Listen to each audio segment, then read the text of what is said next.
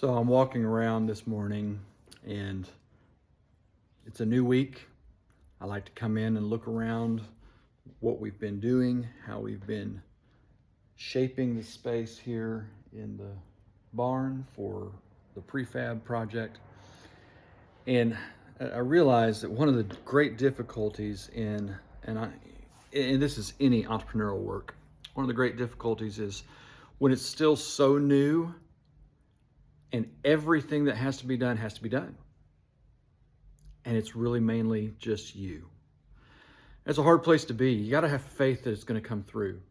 And so really understanding the purpose of what it is that you're setting out to do and having a clear vision of what all that looks like when you're through and allowing that vision to shape the daily mission so that that to-do list becomes not just known, not just manageable, but meaningful because you see the clear connection from where you are to where you're going. And that's tough.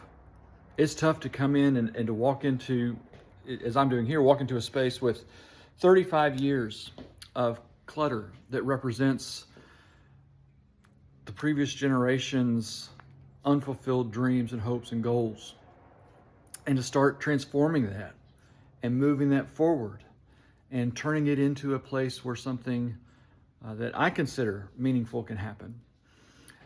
And it's hard emotionally because you're dealing with someone else's dreams deferred, and how to take those dreams deferred and extract value that leans further into, in my case, the work of the kingdom. I don't take lightly the fact that this is a gift. All life is a gift, but this is a gift to be given a generational barn full of all sorts of materials, some of which are perfectly good, but no good for what it is that I'm pursuing.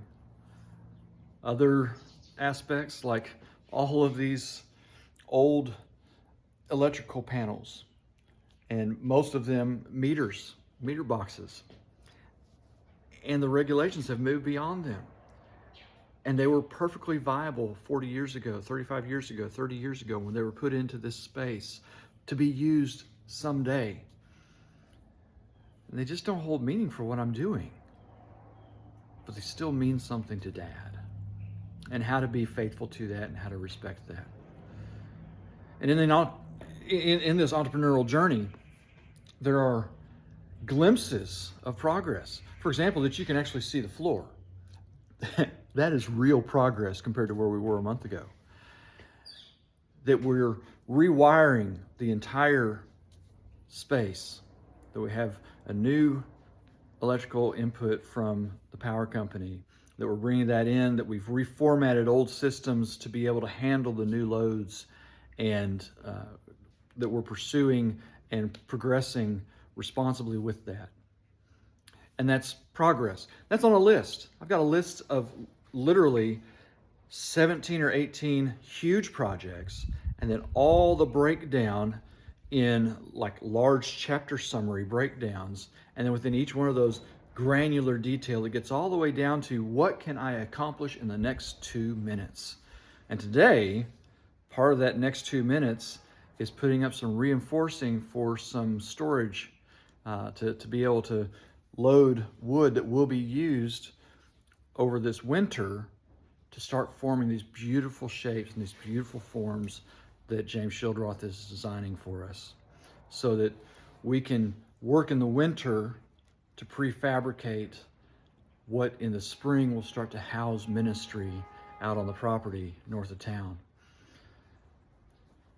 Between now and then, there are a lot of things that can come up. A lot of small distractions and discouragements that can derail a work. If you want to get into your own business, you've got to have that overarching purpose. Ours is eternal. We want to have an eternal impact.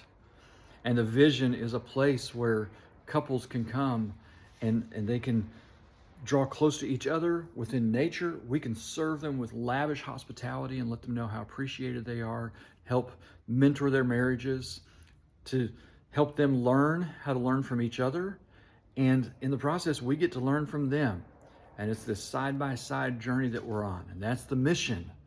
And that breaks down into next steps that have to take place. And then we take those next steps and we make them very granular. And here in the next just couple weeks, that looks like totally transforming this place where we're ready for the machinery, we're ready for the volunteers, we're ready for the prefabrication process, we're ready for the plans, and it's in becoming ready that the work sits right now. And there can be great meaning in that, or it can be discouraging because we're not at the finish line yet. So I just want to encourage you, if you are on the entrepreneurial journey, or if you think you want to be, nail down your overarching purpose. Get a clear vision for what that work looks like when it's finished.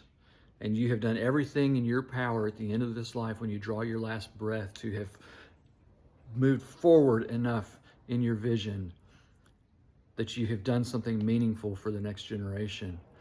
Break that down into the daily mission, into those next steps, and then you can identify what is the thing that's going to move more, that's going to create greater momentum, that's going to clear more space, that's going to accelerate the process. You can spend just a little time discerning what is that one thing that moves the needle more than anything else, and then do that thing.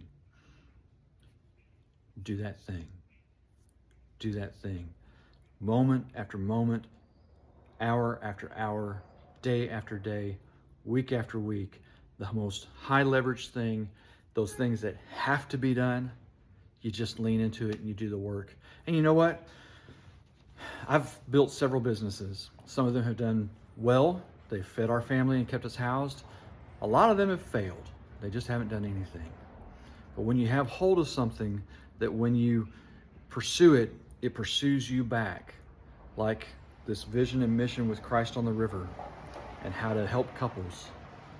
You got to just be ready to lean into it with everything. You have to expect discouragement and continue to lean in faith on the one who sustains you. If you don't have one who sustains you, there is such a one. Christ on the River is all about what can we do to help couples draw closer to God through Christ. And it's drawing us closer to God through Christ just to be pursuing it. And that's one way that we know that we're loving ourselves by doing this good thing, and we're loving others by doing this good thing, and it's loving God for us to be doing this good thing. Find your good thing, commit it to the Lord, lean in with everything that you have, be strategic.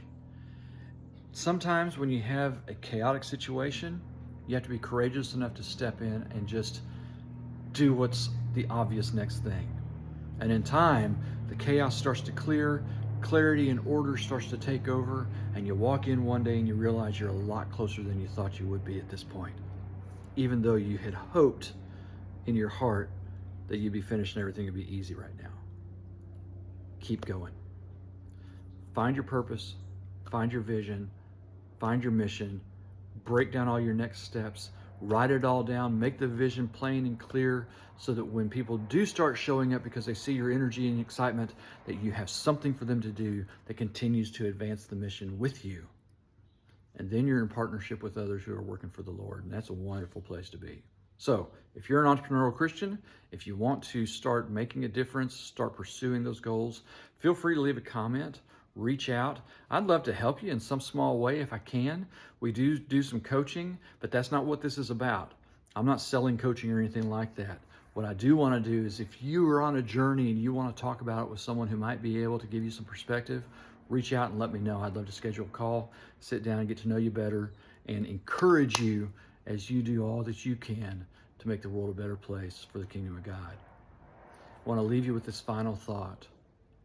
When God puts a good thing in your heart to do and others don't understand it yet, He didn't give them the vision, He gave it to you.